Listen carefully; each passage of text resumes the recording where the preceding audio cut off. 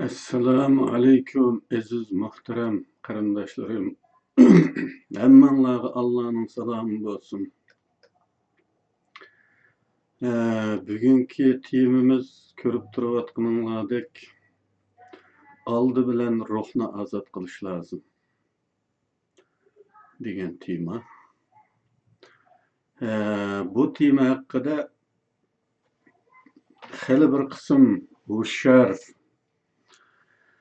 tafakkur qila oladigan, fikr qila oladigan qarindoshlarimizning inkaslari bo'ldi. Bizning ruhimizning tehicha qulluq ekanligini bayqagan bu qarindoshlarimiz. O tufaylidan men bu temani tushunadigan qarindoshlarning maydonga kelganligini nazar tutib, bunga qaror verdim. Aslida bu en az bir 4 yılның oldida bir maqala yozish uchun tezis qilgan bir maqala tezisi ekan, lekin buni tutmay tashlab ketganman. Ko'rdimki, xalqimiz uyg'onib o'tibdi va ruhimizning erkin dunyoda turibmi, yanada Xitoyning asoratida ekanligini his qila olibdi. Bu his qilish bana ilhom bo'ldi. Bu temani Leninning bir so'zi bilan boshlayman. Yana bu nima Lenin deb qilishinglar mumkin, chunki bu Lenin qizilbosh Lenin, ya'ni kommunist. Bu kommunist jallatligining baş icraçısı bo'lgan, muqaddimasini boshlab bergan odam. Lekin xabaringlar bo'lganidek, mening balalik davrlarim kitapsız bir muhitda o'tgan. O zamanda Mao Zedong'ninkidan başka kitap topilmaydi. O'qiydiganga hech narsa yo'q edi. O'g'irliqcha ancha-muncha roman topib o'qiydik, ammo kitapxonada Mao Zedong'ninkidan başka kitap yo'q. Ba'zida Leninning, Marx, Engelsning kitoblari topilib qolsa, xuddi lavzi bir aşka bir az tuz qo'ygandek bir hissiyat paydo bo'ldi bizda. Bir yangilikdi bu, yani.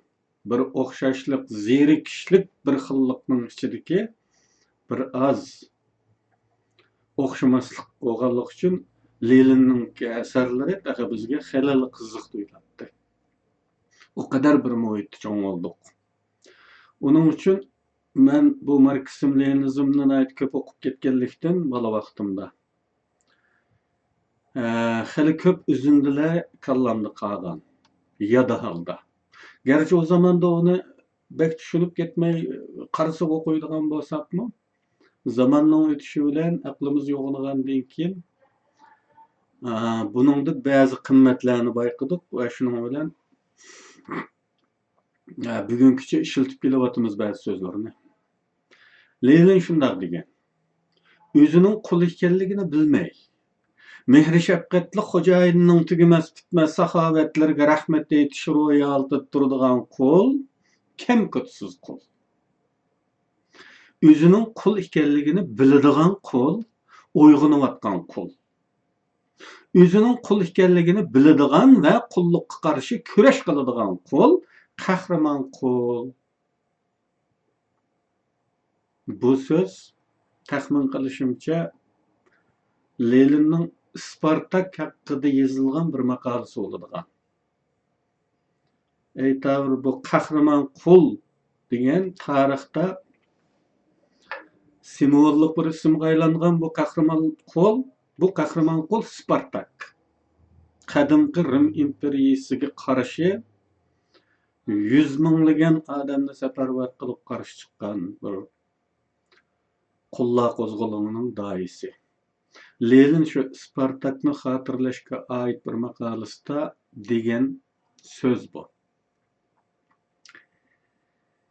Endi biz bu so'zdan nima uchun boshladik?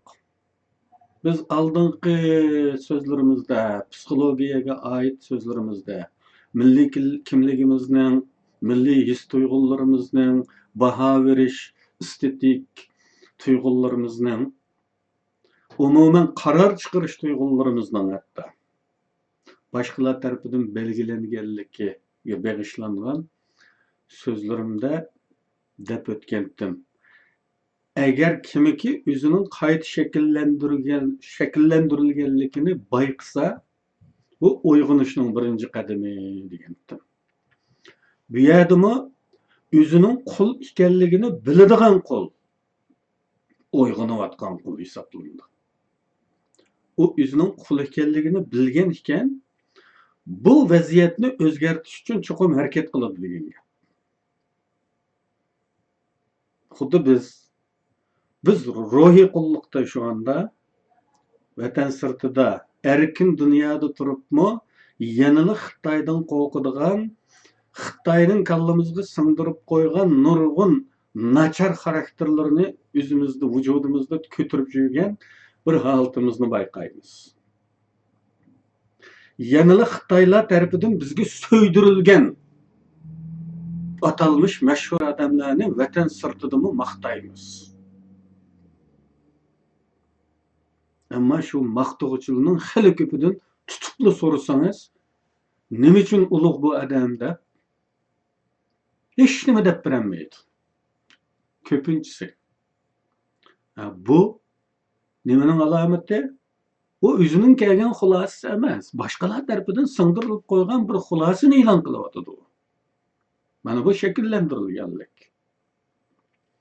Uning uchun biz oldi bilan ruhni ozod qilishning zarurligiga, ta'xirsizligiga qat'iy ishonamiz. Biz kimlikni tonish, qatmal ijtimoiy muhit yoki kultur asaratidan qutulib chiqish, ma'naviy sohalarimizdagi nachar ulgular, xato ulgular, tuvan darajalik ong formasidagi ulgularning asaratidan qutulib chiqish ham buningga bo'lgan to'salg'ular masalasi haqida Leninning yuqorqi so'zlarini sho'r degan holda muhokama qilib boramiz. Kim kutsiz qul, o'zining qul ekanligini nima uchun bilmaydi? Bugungacha Xitoy agar maosh vermasa qandaqmi yashardim? Agar Xitoylik kelib meni shunday kadr qilib qo'ymagan bo'lsa, qandaqmi qilardim? deb o'ylaydigan Uyg'urlar bor. Bular mana shu kategoriyaga mansub. Kim kutsiz qul. Go'yo Xitoylar bo'lmasa yashag'in olmaydi ular uchun. Bu e'tibor berishni kim etkiladi poyizga bo'lsa? Bizning vujudimizda e'tibor yo'q-da, uning qarashida. Bu e'tibor beradi, u kuyunadi, u gullandiradi. Va undan keyin uning ro'yalti nima? Yuqorida deyilgan birinchi turkumdagi qulga o'xshash mehri shafqatli xo'jayinning tugamas bitmas saxovatlariga rahmat aytish ro'yaltidir. Endi u nima uchun bilmaydi? İki asas sebep bo'lishi mumkin. Biri uzoq so'zilgan bekinma hayot ishida shaylarga bo'lgan tunish qiliplashib qolgan bo'ladi. Boshqacha o'ylash, boshqacha tunish jinoyatdek qarashga mahkum qilingan bo'ladi. Bizning shu muhitimizda har qanday bir sohamizda adabiyot sohasi deylik, san'at sohasi deylik,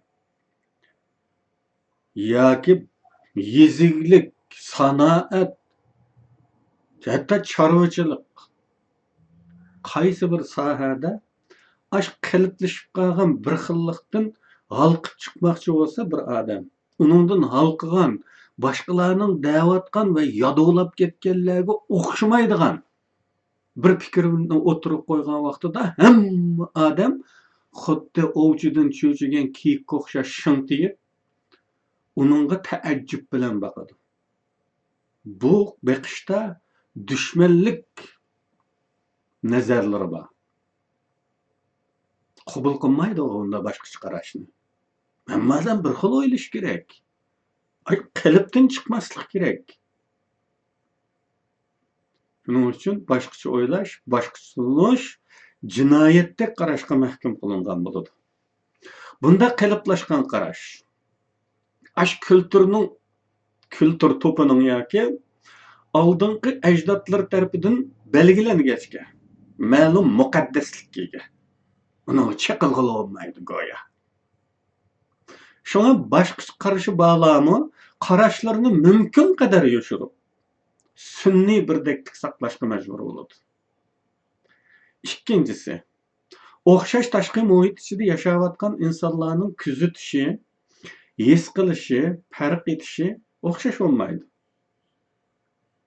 Aslida bizning filtrimizga, fitratimizga Alloh tarafidan tutilgan xarakterimiz bo'yicha ajda bo'lish kerak.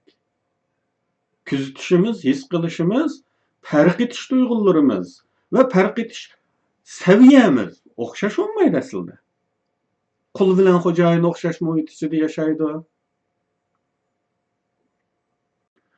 Endi o'yg'ongan qul bilan o'yg'onmagan qullarmi o'xshash tashqi shartlar ichida yashaydi.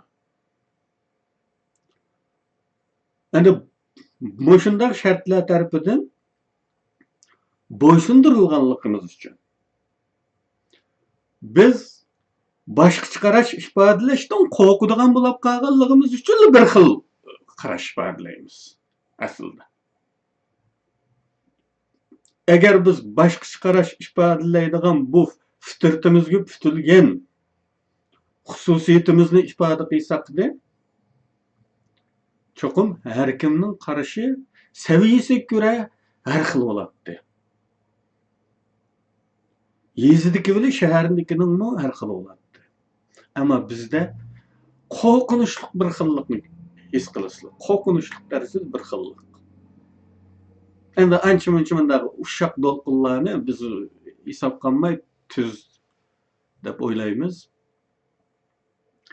Mana shu o'xshash ishga qarta agar farqli hosilat oladigan bo'lsak, nima bo'ldi bu?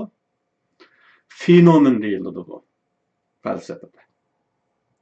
Va bu his qilingan shay bilan his qilish orasidagi munosabatni tadqiq qiladigan falsafa tarmoqi fenomenologiya deb ataladi. Bu nazariyani dastlab o'tirib qo'yuvchi German faylasuf Edmund Husserl bundaq deydi. Har qanday ong o'ziga xos niyat hosil qiladi. Va bu niyat ash ongning nimaga qanday ma'no berishini ta'sirga uchratadi. Mana shuning uchun insonlarning ong qurilmasidagi o'xshamaslik, bilim qurilmasidagi o'xshamaslik o'xshash ishga qarta o'xshamagan tunishlarda bo'lishini keltirib chiqaradi. Chunki inson degan mashina emas. U millionlagan, milliardlagan onalar tarafidan tug'ilgan, turli yo'llagan bola. U qanday o'xshaydi, u bir qalbdan chiqmasa. Ammo bizning qo'rqinchli muhitimizla bizni bir xillashtirib qo'ydi. Shunlashqa biz uni qo'yib turib, biz bu tabiiy insonning o'xshamagan fikr qilish, o'xshamagan tunish ifodalash bu fitratiga putilgan xarakterini cho'r degan holda gapimizni davom qilamiz va bu orqali Xitoylar tarafidan bir xillashtirilib etilgan, ya'ni manqurtga aylantirilgan, robotga aylantirilgan holatimiz bilan selishtiramiz. Buningdan ko'rildiki, ong taraqqiy qilmay turib, ilmiy farq etish, ya'ni ilmiy his, tunish bo'lishi mumkin emas. Buningga klassiklarimizdan kelayotgan bir hikoyani misol berish mumkin. Ya'ni ong taraqqiy qilmasa, insonlar o'xshash bir ishdan, bir ongli odam bilan bir ongsiz odam o'xshash bir hodisadan o'xshamagan hasilat oladi. O'xshamagan qarashda bo'ladi. O'xshamagan tafakkur cho'nqurligida his tuyg'usi shakllantiradi. Klasiklerimizden kelavatkan bu hikaye şundaq. Mevlana Celaleddin Rumi Hazretleri bir zamanlarda nime üçündür padişaha set görünüp kaptı. Ve zindanga taşınıptı. O zamanın bilermelleri felsefe, edebiyat, muzika, astronomiya hemmede közüp görüngenlerden boğaçka. Bilisizler bunu. Mesela Navai'ni Nava mukamını keşif kıldı deyildiğin gep var o. Yani Navai'ni tembir çalıdı normalde. Navai'ye okşaş. Hem şiir yazıp, hem ahang selip, saz bilen okuş o zamanlarda bu bilermellerde umumi ahvaldı. Jalaliddin Hazretlerimi öz kısmetleriga bolgan echinişi, hasreti, piygallarini şiir kılıp, şiirini ahang selip, sazını çalıp, mumluk okup, gazalxanlık kılıp, iç puşkun çıkardı eken zindanda. Köp ötmey zindan işiga echilip, bir günüsi, birisi iştirip, kirgizilip, iş tekrar takılıptı. Yeni kamirdaş kirip gelgende Jalaliddin Rumi gazalxanlık kılıvatkaçka, gazaldan toxtamaptı. Kirgichimi onun peyzini buzmaslık için başlangıç arkalık salamlaşıpla karıştı oldurdu. Bir çağda Jalaliddin Rumi Hazretleri bekipti ki, karıştı oldurgan türmüdaş hasretlenip yum yığılavatırdı. Jalaliddin oylaptı ki, Allah bana sınak için zindanını ihtiyar kıptı. Amma nimelekin bolmasın, sennetini düşünüdüğün bir hemrani berip, teselli berişlaptı. Bunun gibi 100 000 marat şükürler bolsun. Emdi küllerimiz sennet hakkında mutaileler kılış bilen, bilinmeyle ütüdüğün boldi, dep oylaptı. Şair sazdan toxtap, köngülden geçirgenlerde tehime emin buluş için, hemrahidin soraptı. Taksir, bek izilip yığılap ketdiler, nim boldu sizlarga? Vay men nim bolay depdi adam. Mening bir o'chkam bar edi. Keyin shu o'chkam yutib ketgandi. Baysili naqsh o'qiyotgan chog'larda soqollari dirildab, titrab, ash o'chkamning ma'rigan chog'larini esimga solib qo'ydi. Shuningga yig'ladim, depdi. Aslida Jaloliddin Rumining kutkini o'zining g'azaldagi mung ma'no teranligidan ta'sirlanib yig'lagan bo'lishi edi. Afsuski bu Dixon endi o adam Dixon. Dixonning hech qanday san'at eni bo'lmag'achqa, bu g'azalxonlikdan olgan hosilati faqat yutib ketgan o'chkisini aslashla bo'lgan. Ko'rishimiz mumkinki, ong taraqqiyotining darajasi tunishning darajasini belgilaydi. Agar qul o'zining qul ekanligini bilgan bo'lsa, demak qulluqdan qutulishning ochqichi uning eni ichida bo'lgan bo'ladi. O'z qo'lida bo'lgan bo'ladi. Başına ahir davatımız bu, özünün halatiga to'g'ri diagnoz qo'ya olsa. Men qul. Şu anda men qul deya olsa. Yoki men qayta shakllantirishdan o'tgan, mening kallamdagi bu fikrlar, bu qarar mexanizmlari boshqalar tarafidan belgilangan deganga diagnoz qo'ya olsa. Bu özgürüşünün birinci qadamı oldu dedik. Qulluqdan qutuluşunun açqıcı onun eniçide, bu açqıç onun öz quluda. Qulluqqa.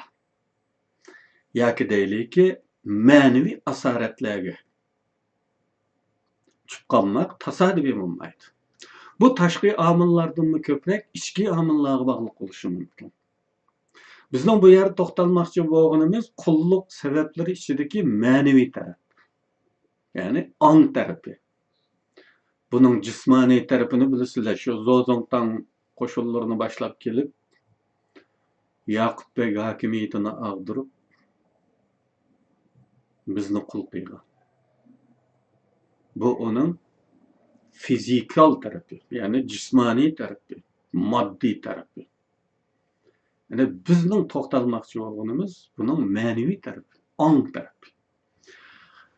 Bu qulluq kültür tarafidan ishga oshirilgan va yoki mukammallashtirilgan bo'ladi. Şunlaşqa qulluqdan qutulishga uringan chig'ida kültürning qat'iyligi cheklab turadi. Kültürning cheklash kuchi jismoniy kuchga qaraganda texmi qo'rqinchli, texmi ajallik bo'lishi mumkin. Jismoniy kuch urinishlarni mag'lub qilib yetalisimi, niyatingizdan yondiranmasligi mumkin. Ammo kültürning cheklamasi sizni xato qilib o'tamdimi, qanday deganda qo'rqinchli gumonlarga ishtirib, o'z-o'zingizga bo'lgan ishonchingizni sundirib barbod qilib o'tishi mumkin. Kültürning bir xil ong darajasi bo'ladi va hodisalarga, shaylarga aşı ong darajasiga uyg'un saviyada baho beradi. Shuningga uyg'un tunuydi. Bu muhitda shaxslarning masalalarga, hodisalarga, tashqi muhit va ko'rinishlarga har kim o'z bilim qurilmasi, angliqlik darajasiga uyg'un tunigan va baho berganiga o'xshaydi. Texmi tushunishliroq desak, qulluq o'rnini o'zgartirishga urinishlariga uning atrofidagi hamrohlari, taqdirdoshlari xo'jayindan baldurroq qarshilik bildirdi. Umumiy to'p ichida boshqalar bilan o'xshash bo'lishingiz istiladi. Ya'ni talab qilinadi. Sen menga o'xshash bo'lishing kerak deyiladi. Agar uningga o'xshamaydigan qarashtilli bo'lgan taqdirda qiliplashib qolgan asha atmosferaga yot bir ifodada bo'lgan chog'ingizda hukmronlar emas, atrofingizdagilar eng avval qarshi chiqadi. O'zlari bilan o'xshash bo'lishingizni orzu qiladi. Hatto qulluq taqdiridan og'rinib turilsimi, atrofingizdagi taqdirdoshlaringiz o'zlarining qulluq taqdiridan og'rinib turdi-yu, biri qutulishning amaliy ifodasini ko'rsatgan hamon qarshilik bildirdi. Bu qarshilik kültürning asarati bo'lib, uzoqdan davom qilib kelayotgan bir xillikqa, to'xtamsizlik hayotga o'zgartish kirgizmoqchi bo'lish yoki ularga o'xshamaydigan har qanday ifodada bo'lish qarshilikqa, dushmanlikka uchraydi. Ya'ni o'z odamlarimiz tarafidan ana. Buni Lushin Efendi Dana, Telva va Malay namlıq əsərdə bəkmə üç anlatqan edi. Malay, xo'jayindan bək qıqşaydı. Hatta yatıdığan üyügümü birer hava ötüşkidek rucaq qoyub bərmigənlikləri kiçi berib yetdi. Bu qaqşaşlarga dana nəsihət qilib, bunda danalar bizdən var. Nəsihət qilib salağı ündeydigan danalar. Dana uçqaydı. Bir dana adam uçqap qaladı bu. Elqında qaqşayatqanda. Xo'jayinning ustidan shikoyat qilib yurganda bir dana uçqap qaladı. Dana nasihat qilib xo'jayinning berganlariga shukr qilishgan deydi. Keyin bir telva uçaydı.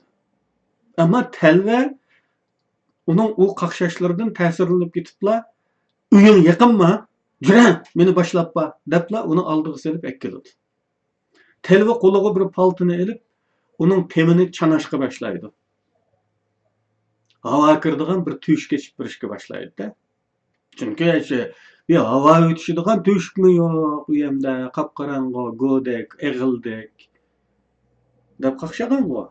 Qaqshaganlik uchun u telvi kelib, paltini chepib, tomdan tüyüşga chiqishga tirishdi. Uningga yordamda bo'ladi. Ammo Malay o'zi buningga rozi bo'lmay, "Alloh" deb faryod ko'tarib, xo'jayin va boshqalarning kelib telvini tutib olishiga sabab bo'ladi. Bu chaqda hatto u iftixorlangan holda "Eng avval men ko'rdim, men vaqirdim" deb o'zining fosh qilg'uchilik salohiyatini ko'z qiladi. Xuddi shuningdek nurg'un odamlar o'zlari qaqshab turgan bu buruqtumliqni o'zgartirishga uringanlarga ana shunday qarshi turdi. Ularning qaqshashlari bir xil biqindirg'uchining ma'naviy ta'sirining aks etishi bo'lsa, qarshi turishimi o'xshashlar yana bir turdagi biqindirg'uchining irodasini aks ettirdi. Her iki ifadede bu şahıs yüzü görünmeydi. Bunun her iki ifadesi başkalar tarafından sındırılgan an. Yani yüzü emas. Nurgun Uygurlardaki milletçilik duygularının teşvik etişleri, örlük istiki, katmanlaşkan kalıplarga karşı narazılıkları xuddi aşı malayning qaqshashlari o'xshaydi. Bu qaqshash uning ichidagi boshqa birlarining qaqshashlari bo'lib, o'zi emas. Shunga uning aşı og'zaki ifoda qilayotgan orzularga uyg'un biror o'zgarish yuz beradigandak bo'lsa, uni doimiy biqindirib turgan kuch jiddiy holatga o'tadi-da, yana xuddi o'ziymish kabi qarash turadi. Yana madaniyat sohamizda dunyoga yuzlanmaslik, dunyoning bugungi saviyasiga, manqasiga bugungi saviyasi emas, 150 yilning oldidagi saviyasiga deyman, yaqinlashgan asarlarning maydonga kelmayotgani bu madaniyat sohamizni misol qilyaptimi? Kelmayotgani haqida. Yani dunyoviy saviyadagi asarlar yo'q bizda degan echinishlik zarlashlar bunda qatmanliqdan qutulish yo'lida yulqinayotgandek ko'rinayotganlarmi? Ashu malayga o'xshaydi. Agar biri ana shu qatmanliqqa hujum qilay desalar, qarshi maydonga o'tadi. Bundaqlar har ikki ahvolda o'zi emas. Singdirilgan ongning malayligida. Yulqinishlari modaga uyg'unlashish, zamonning oldida mangan o'yg'oq ziyoli ko'rinish havsidan manbalangan. Ular konkret holda kimlarga, nimalarga qarshi turish orqali bu qatmanliqni yimirib tashlash kerakligi haqida hech qanday o'ylab ko'rgan emas. Keyingisi bo'lsa o'zlashtirilgan malaylik. Aslida insonlarning mutlaq ko'pchiligi o'zi tava bo'lgan kulturning, dinning, an'analarning, urf-odatlarning, jamoatning, hukumatning, siyosatning biqindiligida bo'ladi. Shunga ko'p hollarda insonlar o'zi bo'lib so'zlamaydi. O'zi bo'lib harakat qilmaydi. Biqindirg'uchi tarafidan shakllantirilgan fikr, baho yoki biqindirg'uchining irodasini aks ettiradi. Ba'zi odamlar ba'zida yuqorida zikr qilingan biqindirg'uchi omillarning hammasining biqindisi bo'lishi mumkin. Ba'zi odamlar ba'zida ma'lum biri yoki bir nechasining biqindisi bo'lishi mumkin. Deylikki adabiy asarlar yoki shuningdek ma'naviy samaralar haqidagi bahosimizmi shu? Boshqalar biz uchun tayyor qilib qo'ygan tayyor baholar. Hech qachon o'zimiz bo'lib turib o'ylab boqqan, o'zimizga ko'ra chiqargan xulosamiz emas. Biqindilik tufayli, o'zimiz bo'lolmaslik tufayli, hatto dushmanlarimiz bilan hissiyot o'rtoqligimiz bo'lishdek g'ayrinormal hollarimiz bo'ladi. Ba'zida shundan bo'ladi bu. Va buni o'zimizmi sezmay qolamiz. Mana shu farq qila olmay qolishimiz bo'lsa, bizning ketib yoki naganda emas, doimiy biqindilik ruhida ekanligimizning dalili. Masalan, bizning bir pishqadam shoirimiz dushmanlarimizga shunchalik yoqqanki, uning o'limidan keyinmi uningga xotirlash marosimlari uyushtirilib, bir ish bilan qolmay, mustamlikadagi eng cho'ng vakil bu shoirimizning she'ridan bir kupletni o'qish bilan boshlangan bir nutqni so'zlaydi. U oxirgi kasallik damlarida yotganida mustamlikchi hukumatning eng cho'ng vakili uni yo'qlab boradi. U o'lganda bo'lsa qahramonlar qabristonligiga dafn qilinadi. Uning mustamlika hukumat uchun qilib bergan xizmati haqiqatan qadrlanadi. Shug'unisi bizning nurg'un kishilarimizmi dushman bilan o'rtaq hissiyotda suydi. Bu ulug'ni. Bu so'yguchi o'zimi yoki uning enida harakat qilayotgan tashqi bir men bormi? Mana bu misoldan o'z bo'lish va bo'lolmaslikni ro'shan ko'rib olib bo'ladi. Buningdan boshqa nurg'un misollarni keltirish mumkin. Ammo insonlarning mutlaq ko'pchiligi o'zi emasligini his qilolmay umr o'tib ketadi. Qachonki biri buni his qilgan bo'lsa, onun özü boluşqa başlığanlığı, xaslıq yaratışqa başlığanlığı boludu. Yuqorida mı dedik? Özünün kul ekanligini bilgen kol, uyg'unayotgan kol. Xuddi shuningdek, o'zining shakllantirilganligini bilgan, his qilgan kishi o'zini o'zgartirishga birinchi qadamni olgan hisoblanadi. Agar biz ruhimizni ozod qilolmasak, jismoniy ozodlikdan so'z ochsak kulkilik bo'ladi bu. Bugungi holatimizdan qaragan vaqtimizda nurg'un qarindoshlarimiz his qilibdi. Aldı bilen ruhni ozod qilmasak bo'lmaydiganligini. Demak, bu bayqash to'g'ri bayqash. Haqiqatanmi? Xitoy mustamlikasidan o kadar uzoqda, erkin dunyoda Xitoyning na kuchi ya qo'li yetmaydigan yerda yashayotibmi? Yanada Xitoy qulluqida yashayotgan bek bir xil ruhiy holatda. Aşı asaretning ichida yashayotgan nurg'un qarindoshlarimizning bor ekanligini his qilamiz. Uyg'unayli qarindoshlar. Bu ma'naviy uyqu bu. Buningdan uyg'onishimiz kerak. O'zimiz bo'lishga tirishishimiz kerak. To'g'ri. Yuqorida biz biqindiruvchi omillar deb naytun nurg'un omillarni sanab o'tdik. Ularning ichida kültür va kültürning biqindiligida bo'lamiz. Bir millat bo'lish sifatida milliy kültürning biqindiligida bo'lamiz. Dinning biqindiruvchi roli bor. Musulmon bo'lish sifatimiz bilan islom dinining biqindiruvchilik roliga bo'ysunamiz. An'analarga bo'ysunamiz. Urf-odatlarga, jamoatga bo'ysunamiz. Shundaqla o'zimiz turishliq rayonda hukumatning, siyosatning biqindiligi mavjud va buningga bo'ysunamiz. Buning hammasini to'g'ri tushunishga bo'ladi. Biqinmaymi charangiz yo'q. Ammo ash uzoqlarda qolgan Xitoyga biqinishni nima deb tushunamiz qarindoshlar? Mana bu qutulishga tegishli biqindilik bu. Qutulishga tegishli qulluq bu. Onun qo'lining yetmaydiganligini, o'zimizning erkin dunyoda ekanligimizni butun aniqlik bilan his qilishimiz lozim. Ondan uningdan qutula olamiz. Hozirgacha Xitoylar singdirilgan nurg'un odatlarni ko'tarib yuryapmiz. Nurg'un g'ayrinormal, Xitoyga xos bo'lgan pastkash odatlarni, yuqtirib olgan odatlarni bir dunyoga elib chiqdik. Buningdan qutulishimiz kerak. Bu yerda o zo'rlash yo'q. Bu biqindilikdan qutulamiz desaklar tamamen qutula olamiz. Ama boshqalari yuqorida sanalganlar bu butun insoniyatga o'rtaq bir xil biqindilik bu. Har qanday bir millat, har qanday bir inson bu biqindiruvchi omillarga biqinmay amali yo'q.